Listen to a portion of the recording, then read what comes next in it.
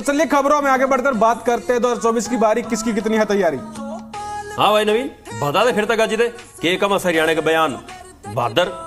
चलिए बता देते हैं। बयान वीरों की इस लिस्ट में सबसे पहले नंबर आता है आपके नेता सुशील गुप्ता का, जो हरियाणा के प्रदेश अध्यक्ष है। उन्होंने बीजेपी के प्रदेश अध्यक्ष नायब सिंह सैनी को लेकर कहा कि वो गायब सिंह सैनी है।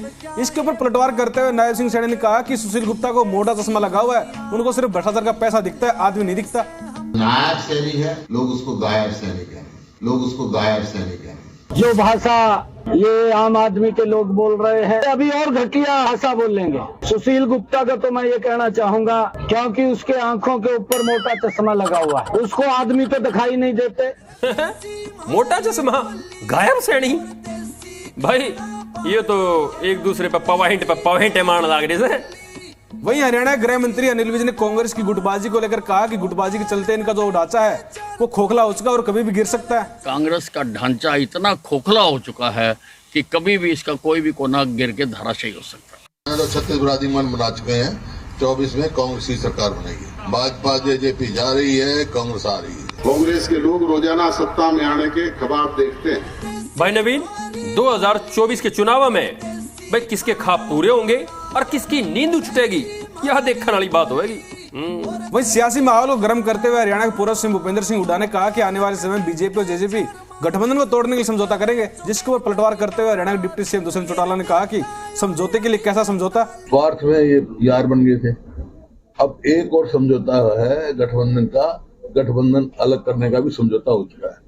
तो समझौता क्या होता है? मुझे लगता है कांग्रेस को भी बैसाखियों की जरूरत है। मरे यार ऐसा भी कोई समझौता है, समझौता तोड़ने का भी समझौता है? ये तो हुड्डा साहब भी बता सकते हैं। वहीं जो आम आदमी पार्टी से बीजेपी में शामिल हुए नेता हैं अशोक तंवर, उन्होंने कहा कि कांग्रेस में लोग एक दूसरे नहीं सुनते, तो फिर देश के लोग कांग्रेस की क्यों सुनेंगे। कांग्रेस के कहने पे अब कोई नहीं चलने वाला, आपस में ही वो एक दूसरे की नहीं सुनते, देश कहाँ से सुनेगा उनकी। बात तो सही है यार। हरियाणा कांग्रेस में मतलब कोई भी किसी की सुनकर राजी नहीं से, सारे अपने आप में चौधरी बने रहे हैं। वहीं हरियाणा के पूर्व सीएम भूपेंद्र सिंह हुड्डा और उनके पुत्र दीपेंद्र सिंह हुड्डा ने आने वाले समय में अगर कांग्रेस सरकार बनती है तो बुढ़ापा पेंशन, गैस सिलेंडर और किसानों को एमएसपी देने की जो गारंटियां हैं वो दी हैं। सरकार आते ही जो बुजुर्गों की पेंशन है ना, पेंशन 6,000 रुपए महीना करेंगे, 300 यूनिट बिजली फ्री देंगे, गैस का सिलेंडर 500 से ज्यादा का नहीं होगा, 2 लाख जो ये पक्की नौकरी खाली पड़ी ना, 2 लाख नौकरी देंगे। सरकार बनते ही 6 महीने के बाद बड़े बुजुर्गों की पेंशन 1 नवंबर से 6,000 बुढ़ापा पेंशन कांग्रेस पार्टी हम करने का काम करेंगे। हर परिवार को 300 यूनिट बिजली फ्री। अफवाहों का बाजार गर्म है। कि तथ्य तो हरियाणा प्रदेश का युवा है, तथ्य तो हरियाणा प्रदेश के युवाओं के माँ बाप हैं, जो जमीन बेच करके, जो बैंक से निकलवा करके, कहीं से ऋण लेकर के जो पैसा देते थे नौकरी के लिए, नौकरी भी नहीं कई बार लगती थी, पैसा भी चला जाता था, जमीन भी बिक जाती थी, कर्जा भी चढ़ जाता था, फिर भी नौकरी नहीं मिलती थी। भाई नवीन, चुनावी साल बेमिसाल, गड़े मुर्दे खोदड़ का साल, और नेता कर रहे अपने बयान था कमाल। वहीं बीजेपी के प्रदेश अध्यक्ष नायब सिंह सैनी ने कहा कि बीजेपी में शामिल होने के लिए कांग्रेस के नेताओं की बड़ी लाइन है। अच्छा नेताजी, ये इतनी बड़ी लाइन है तो फिर बाट क्या की देखने लग रहे सो।